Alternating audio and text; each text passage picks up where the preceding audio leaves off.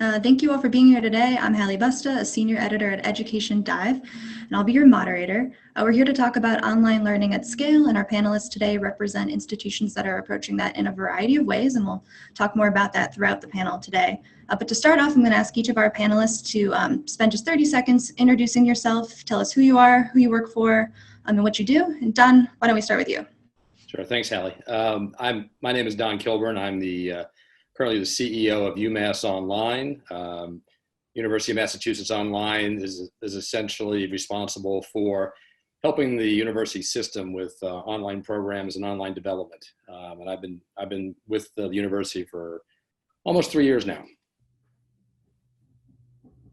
Bill, do you want to go next? Sure. My name is Philip Regier.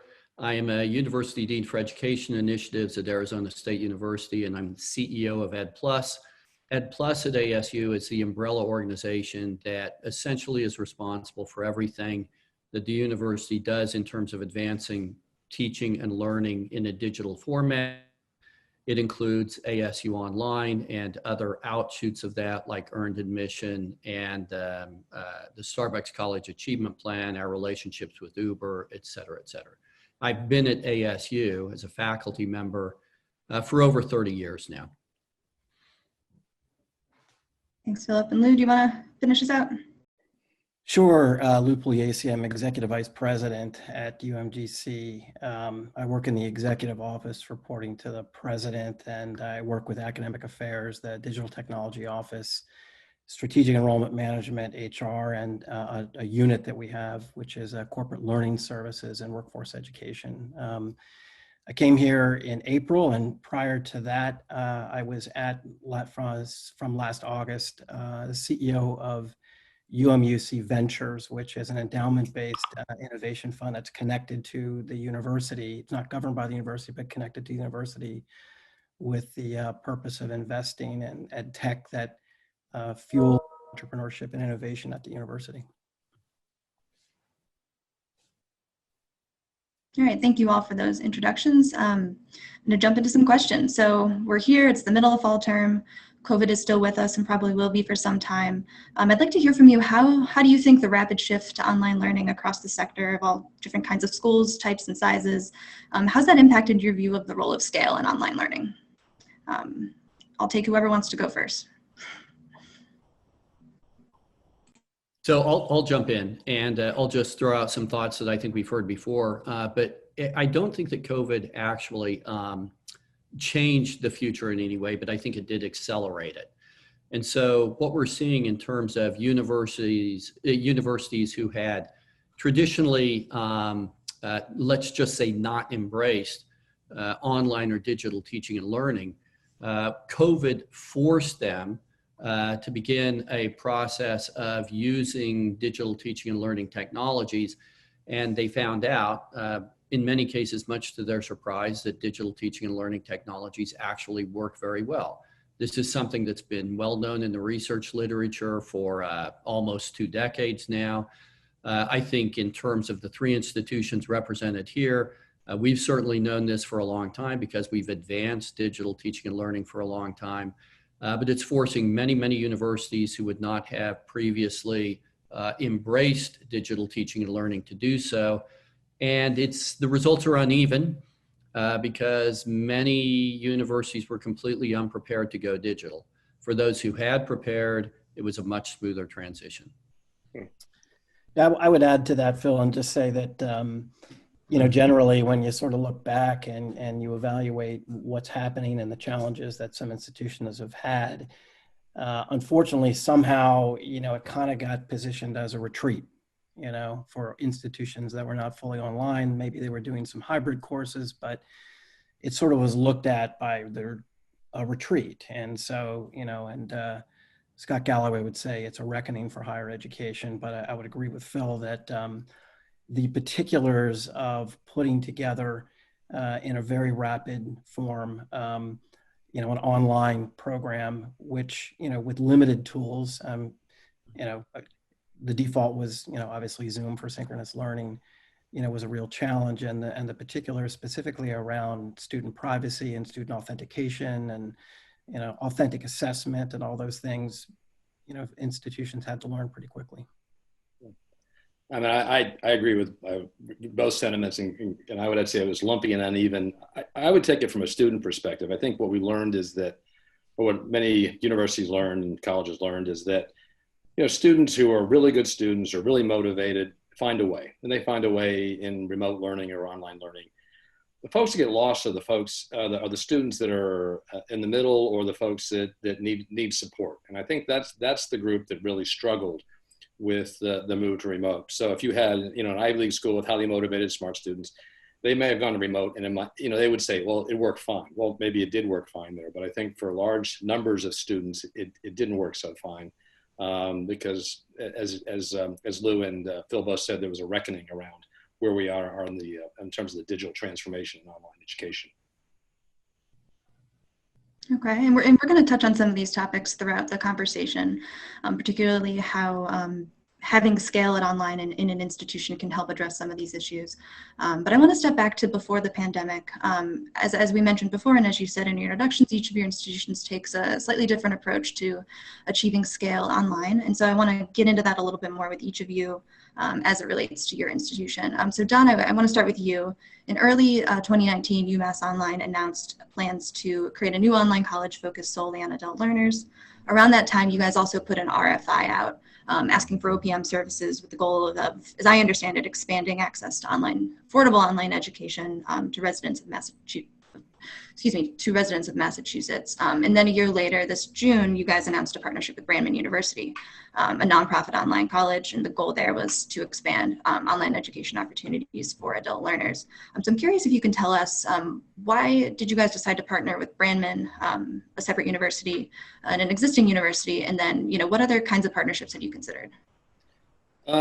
So I think the university and the board of trustees came to the realization a couple years ago that we had a mission to serve students, and that there was more that we should be doing. There was a large population of working adults and degree completers that were not being really serviced by the 5 campuses in Massachusetts, and that we really need to find a way to actually fulfill our mission. And so we embarked on finding ways to do that. We did an expensive amount of research with consultants and looked at doing it organically. We also ran down about 100 potential partnerships, and we ran an RFI to fully understand the space. We wanted to understand what everybody was doing. And finally, we came to the conclusion that we really needed to partner with an institution. We needed to partner with an institution that shared our values around mission. And also we came to the conclusion we needed one that had outstanding results for student completion and low default rates, and also was a not-for-profit, because we thought that aligned with what we're doing. And hence the discussions with Brandman, it fit all those criteria, excellent results, helping working adults at some scale, and being aligned with our mission, and also being a not-for-profit. And so I think we thought that was absolutely the best way to actually fulfill what the Board of Trustees and the university wanted to do in terms of serving more students across the country, of which there is, I'm sure we'll get into this, there's quite a need right now. Mm-hmm. Okay, no, that's very interesting. Partnerships bring risks and opportunities, and one of the risks one might see in partnering with an existing entity that has its own reputation for doing something very similar would be control of your brand and control of your message. I'm curious, as you went through the decision-making process, was that a concern for you, and how do you expect to draw the line between, UMass Online and Brandman? Yeah, well, I think, there was shared values around what to measure is, in terms of quality.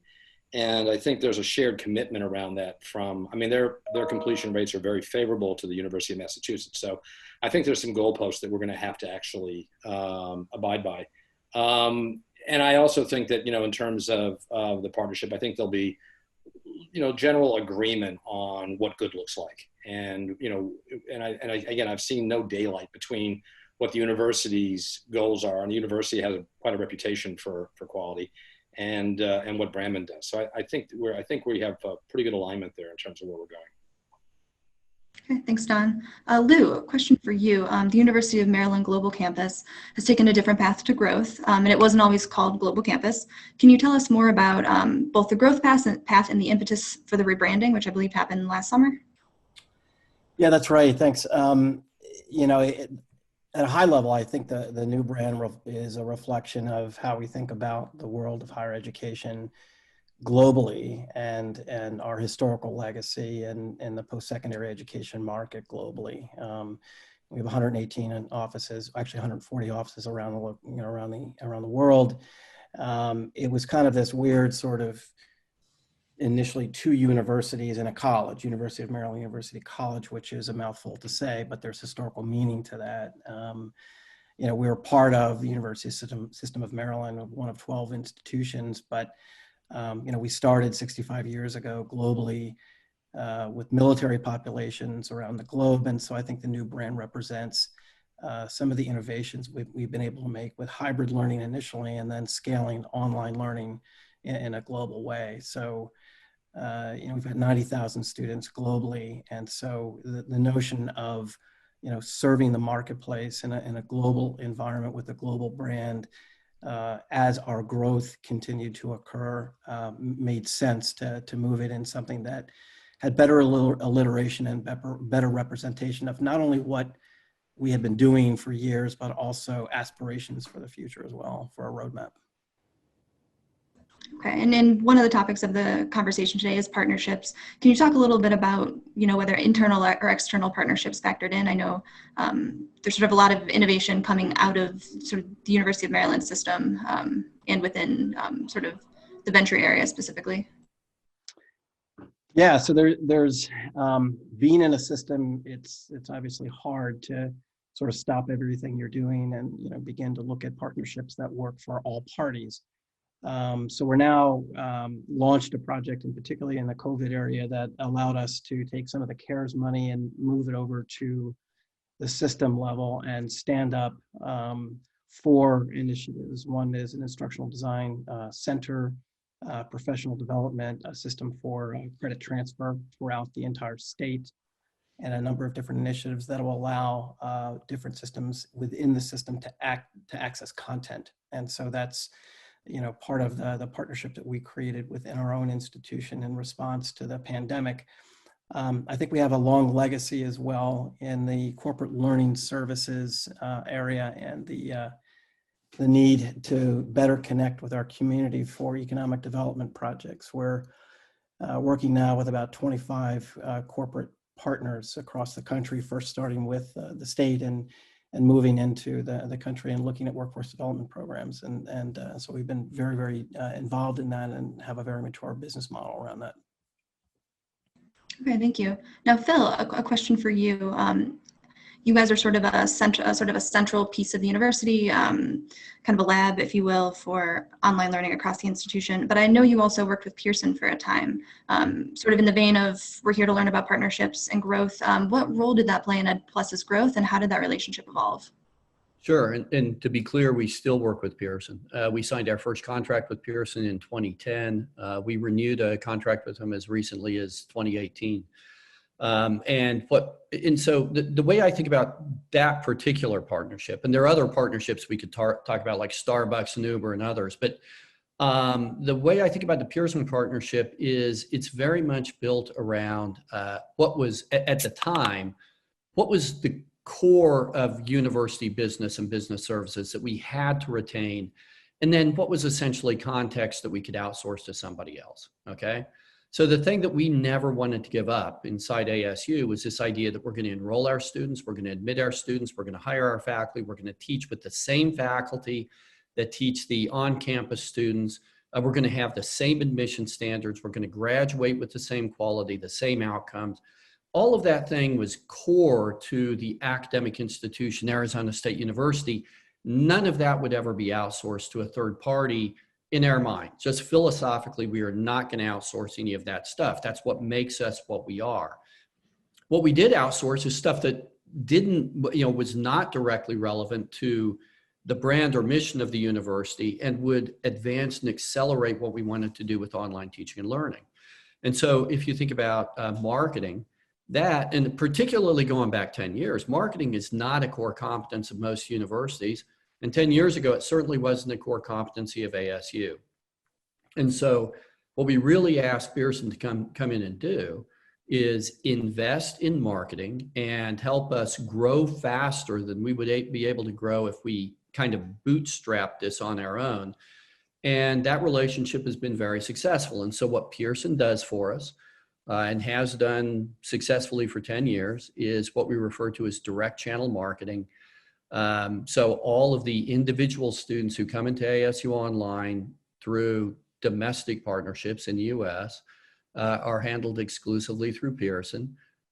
Most of the students who come into ASU Online are run through, I shouldn't say run through, but interact with their enrollment center. And at the point where those students are admitted, they become our students and we take over every step of the process. Even before the admission, they are dealing with our admission officers, our advisors, et cetera. But at the point where they're admitted into the university, we take over, our success coaches take over, the advisors take over, and everything else. And so there's kind of a clean sweep. Now, that's for direct channel students. For students that we refer to as corporate partners students, we don't utilize Pearson in any way. Okay. And what was the decision there to break it up that way? Well, first off, I mean, if you think about a corporate partners, and let's take the obvious example of Starbucks. If you think about a corporate partner, what you don't have to do is market to those students, right? I mean, those students come with the partnership. And what we have to do is work very closely with the leadership at Starbucks to make sure every partner, which is their term for employee at Starbucks, knows about the program. But it's not necessary to do any search engine marketing or out-of-home marketing or anything else for those partners. Initially, what we did do was utilize the Pearson enrollment services. So a student at Starbucks would fill out a request for information, and then it would be turned over to Pearson Enrollment Center. What we found out over time was that we could take that responsibility on within ASU and do a very fine job on our own. And so over time, we've taken that responsibility over. And now the enrolled students through corporate partners are basically never touched by Pearson in any way. Hey, Hallie, as full disclosure, as president of Pearson North America, I was on the other side of that transaction. And I think Phil is spot on. I think what they did very well at ASU was use the services that were necessary, and as they felt comfortable with their own expertise, move those in-house. And I thought that's probably a good strategy for many schools. Yeah, thanks for that, Don. That's right. You were on the other side of the transaction, and we had a lot of interesting conversations because at the time it wasn't clear exactly where that dividing line was going to be. That's right. What are some of the questions you'd advise asking as far as figuring out where that dividing line goes? And, Don, if you have thoughts from one side of the transaction and Phil from the other, and if Lou, you want to weigh in here too, feel free. Yeah, I mean, having been on both sides of the fence, I think the first thing to do is be honest about what you're good at and what you're not good at, right? I think Phil makes a very good differentiation between the core items of the university that you really want to keep, and there's a whole set of other things on the admin side or marketing side.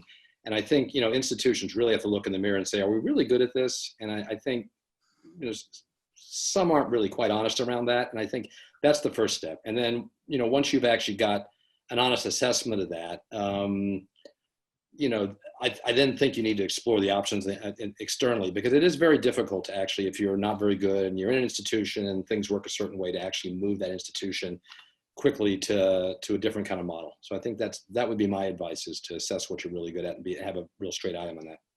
I also think it has to do a lot with the demographic that student demographic that you have. I mean, in our case, we chose not to go that route initially because of the historical legacy with the military. We have an entire military services group that served that function. And in the same way, we get students from the military itself, but didn't need a Pearson or an enrollment services organization to do that. Now, having said that, as the demographic begins to diversify, which it is now, and we get new board for a national scope, yes, absolutely, these types of services are definitely needed to apply to a much broader demographic. The only thing I might add, and I think both of those responses were great. The only thing I might add to Don's is not just are we good at it, but can we get good at it? So many universities are going to figure out, well, we know how to do teaching and learning, and we can get good at instructional design. And I think that's completely doable for most universities.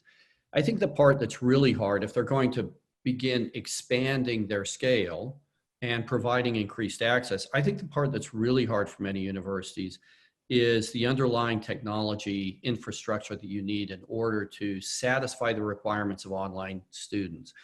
As I always say, online students have been trained by Amazon, and they expect everything like, I order it, why don't I have it by 5 p.m. today?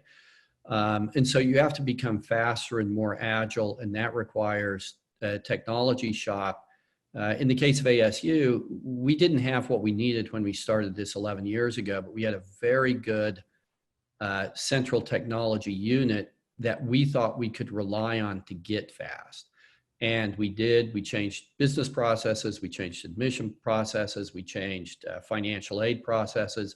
And over time, we got fast, and we were able to do that at the same time that we were growing. So we certainly didn't start having everything we needed, but we thought we could get good at it over time. I think just to add on to that is that, in addition to technology, you've got human capital involved here. I mean, you've got students on the other end of the pipe. And I think what ASU has done a very good job at is the transition that it takes to accomplish a very seamless student experience from the Pearson transaction side of the equation to onboarding within the ASU environment. And EdPlus has done a great job in making that a very seamless experience. I know it didn't start that way, I'm sure, but you've got human capital that you're dealing with. You've got real bodies on the other end of a pipe, and it's got to be as seamless as possible. Can I add one more thing to that? I think the next area for exploration, frankly, for a lot of schools is, I agree with Phil that you can stand up the curriculum design, but I do think that digital delivery is going to move more to big data and AI and things like that. And so it's going to be pretty important to standardize your processes around how you create content, how you create curriculum, and how you collect data. And for many universities, that's very difficult because they have autonomous decision-making across professors and departments. And so getting that kind of consensus around what's best practice, I think is a whole nother frontier. And I think the places that get that right, I think will actually will provide additional benefit to students. Kind of to that point, and to the point you guys have made about investment in technology being important for online at scale. We've seen a lot of schools investing in their online infrastructure for COVID, in some cases with CARES money and other funding that's coming in to help them do that. Is what you're seeing across the sector as far as how schools are kind of leveling up their online programs, is that enough? And how, if they want to use this as the basis to expand further online, where do they go from here? Well, I would say that one of the things that we're trying to grapple with here is, amidst the 90,000 students that we serve, just under 10% are corporate learners, not unlike what Phil is doing with Starbucks and historical programs that ASU has done. And we work with undergraduate and graduate programs and have partnerships with 25 or so Fortune 500 companies and government agencies. But a shift is going to have to occur because we're entering a time when competency and experience are really considered equal to or more valuable than a degree. And so the new demands of this notion of a 60-year degree is coming very, very hard and fast. And you've got new demand for a more modular approach for non-credit and non-term. And so it's good for all of us to be able to scale in a normal environment of degree versus non-degree, where you have to really do a lot of shape shifting within your own organization to meet the demand of what employers and new corporate, even if it's just B2C, what they need. So we're in the process of trying to scale that now, to pivot, to add new capacity to do that, to get into a competency-based environment.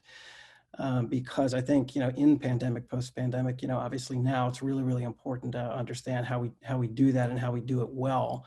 And just because you're really good at doing an undergraduate program that's time and term based doesn't necessarily mean that you can do it in a way that you can take existing intellectual property and shift it in the hands of a corporate learner in a way that on the other end links directly to a corporation's strategy and outcomes. And so, this is a challenge, and we're gonna walk before we can run and make a lot of mistakes, but invest heavily in this area.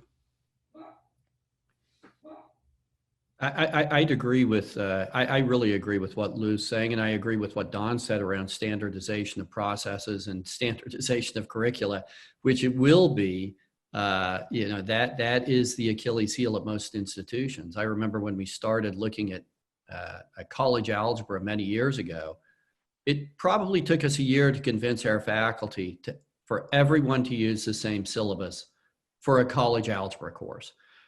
Because we couldn't improve, we couldn't use the data if we didn't have standard assessments and standard syllabi. And that's going to be a real difficult issue. The other thing that strikes me in Lou's comments is I think we're entering a new era of learner agency. In the past, it's been very much, universities have been very faculty-centric institutions. To the point of, when I started teaching, I would get something from the departmental secretary that would ask, what do you want to teach? When do you want to teach it? And what time do you want to teach it? What days, what time? And I'd send it out, and guess what? Those were the courses I taught. Now that isn't serving the learners well at all, because if aren't classes taught, in the afternoon or the evening or other times, they don't get taught. We're moving into an era where the learner is, increasingly, we have to become flexible enough to allow a learner to take a course when they need it, the time they need it, the modality they need it. In other words, maybe they want to come face-to-face. Maybe they want to do synchronous Zoom classes. Maybe they want to do asynchronous online classes. And universities are not prepared for that. Most universities still are on semester or trimester systems. This idea of kind of courseware on demand, when Lou says we're going to try things and we're going to make mistakes, that's correct. But in 10 years and 15 years, the people who are still going to have large populations of students going forward are those who can pivot to meet the demands of students and that provide the most agency to learners going forward, whether it's credit, non-credit, online, not online, et cetera. Yeah. By the way, I completely agree with the student learner focus. I think that's where we're moving. I think it's also going to be enabled by data. I think we're going to, at some point, know what works and doesn't work. And we're going to have hard data. And it's going to be an interesting conversation. I mean, I heard some of the other day speaking about what happens if we find out that immersive data environment, immersive learning environments, which are technology enhanced, actually result in measurable, better results. What does that mean for the traditional way that we do things? That's a very different model than how we think about things. And if the data supports that, what are we going to do about it? Yeah, I think also, it's a matter of, to Phil's point, it's a matter of design, syllabi design. And, the recent BCG report came out about this. I was shocked. I mean, it was like estimated at, 1.3 billion people who came out of a learning experience have competencies that are misaligned with the work that they do, and this is a really key issue of how we're going to have to re-engineer to, a skills mapping environment, just in, areas in academic affairs, for instance, we're looking at, okay, well, how do you create new units and work streams to establish competency-based non-degree programs? How do you implement things like, APL, assessment of prior learning? How do you do that at scale? On the technology side of the equation, you're dealing with new types of technologies around, non-credit management platforms and skills mapping and new data systems and things like that. And so we're going to have to rapidly move, to this environment and figure out, how we advanced our teams to meet the demand. That's a good point. And I want to change gears, but kind of keep the same vein, which is getting students and reaching students. You've mentioned becoming student focused, and you've also talked a bit about corporate learners. So again, changing gears, but only just, where do you see your students coming from in the next 5 to 10 years? And how do you plan to get them to choose your institution in particular, knowing that each of your institutions and many others have expressly said, we want these non-traditional students, whether through corporate partnerships or otherwise, and they're going to come to us, whether they're in our state or not. And I'd like for each of you to answer this, but whoever wants to go first can take a crack at it. Look, I'm glad to go first. So I think in terms of domestic student populations, ASU Online will continue to focus on the 50% of Americans who begin post-secondary education and have no degree or certificate after 6 years. That's a population, depending on the estimate, that's between 31 and 45 million. That means there's a whole lot of growth. It's not as though this is a zero-sum game. I think what we can do is recruit those students successfully, and different institutions are going to have different values that appeal to different sets of students.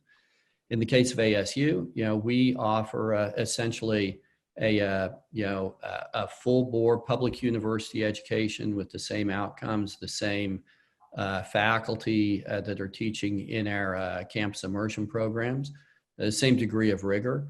I think most of the growth although it's really interesting, I think most of the growth continues to be at the undergraduate level because undergraduate degrees are harder to do online than master's degrees, and master's degrees are more competitive. But one thing I've really noticed over the past couple of years is that master's students have made the switch. They are not looking for campus immersion programs.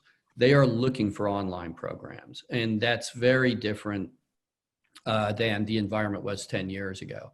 I think, and the only other thing I'd add is there is a lot of room for international growth as well. We are still priced very high in the US relative to most international markets for a variety of reasons. But that doesn't mean, one of the things we have to figure out how to do is actually reduce costs for all students, and international markets are a fantastic way to begin figuring out how to do that. Yeah, for us, it's a little bit different. I mean, our students, I think, this is a great question, by the way. We should ask ourselves this question every day. Our students, will come from the existing adult working population and through, increased programs that we serve the changing needs of military. So sort of steady state. And that's going to continue to, to grow, we think, at global scale. That said, we need to acquire new students through continuing to offer and reshape programs in our key areas where there's high demand disciplines with growth occurring, in areas where we need to shape these programs and advance these programs toward the specificity of a career applied approach, take it to higher levels of specificity.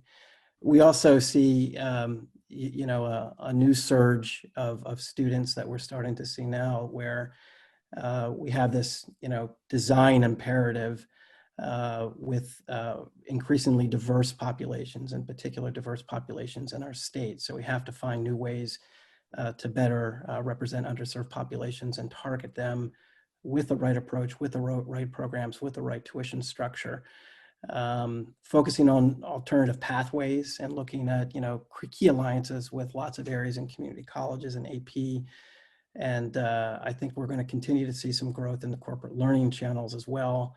And then, we'd like to see new students come back because they like the brand and they want to continue to advance their degrees and advanced degrees and master's degrees.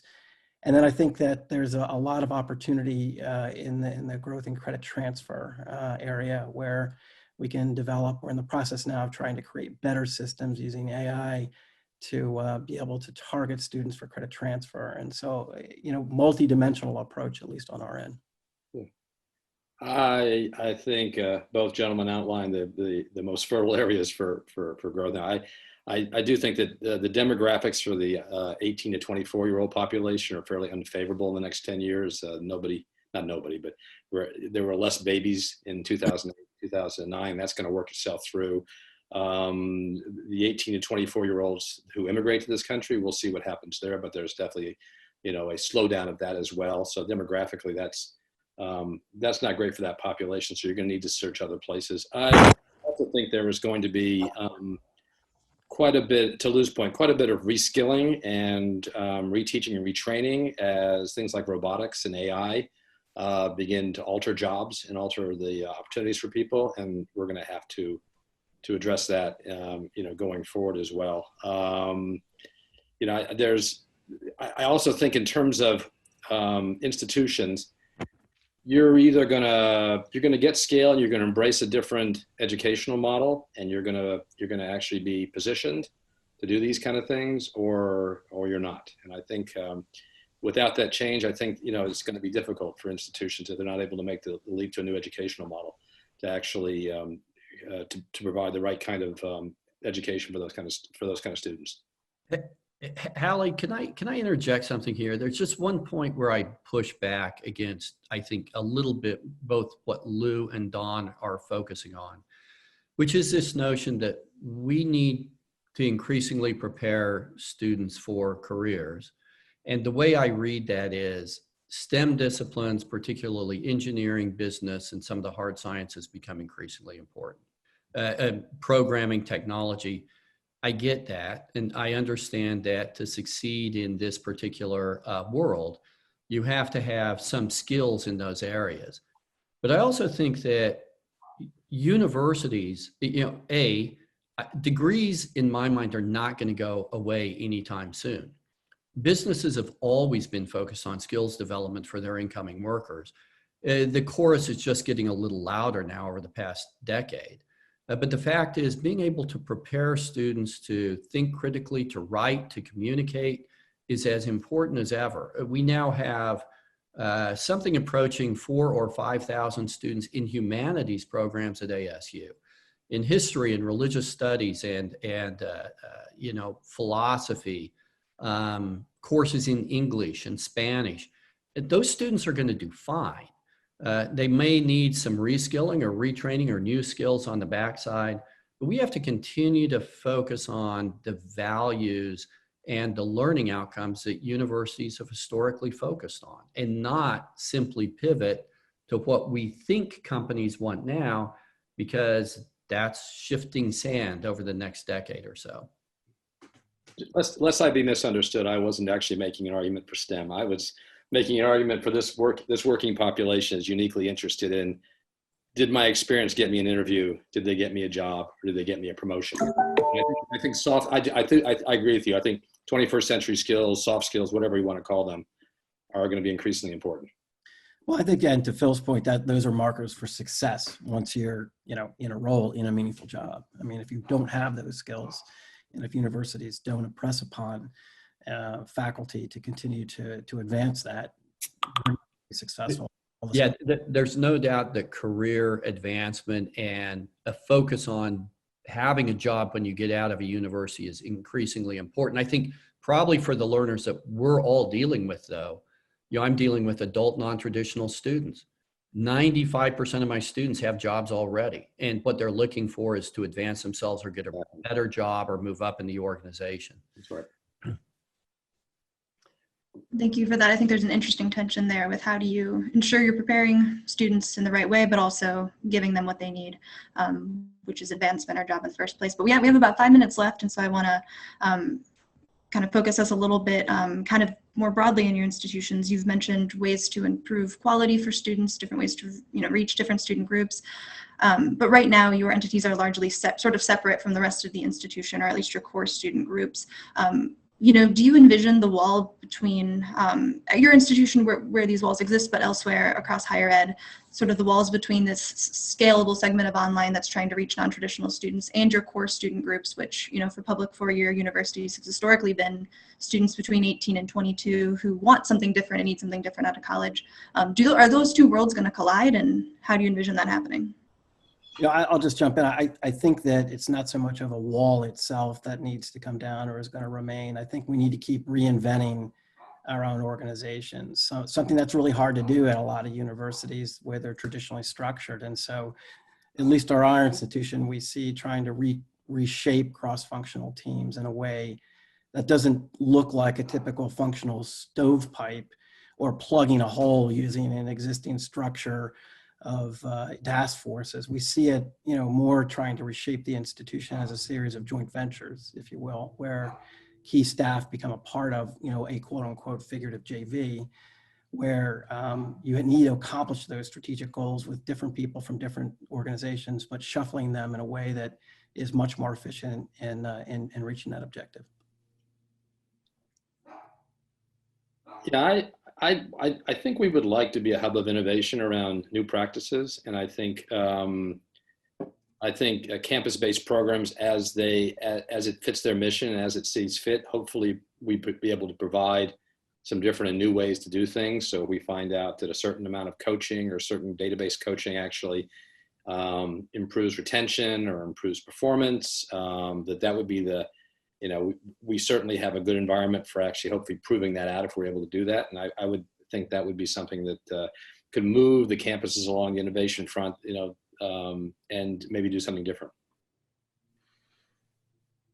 I don't, first off, Hallie, that's a fantastic question to end with. I don't actually think that this thing that's called campus immersion or face-to-face learning and online learning end up clashing. I think what they end up doing is these distinctions go away. So it's interesting, we're talking about online at scale, and we're talking about, how do you go online and those sorts of things.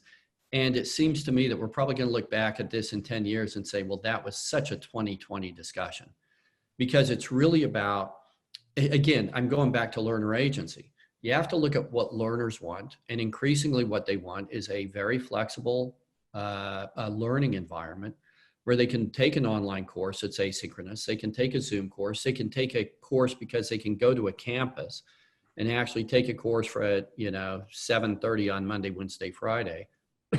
But these distinctions between online and face-to-face and sync and async, I think those are going to go away by at least at institutions that are able to pivot quickly, provide flexible options for students.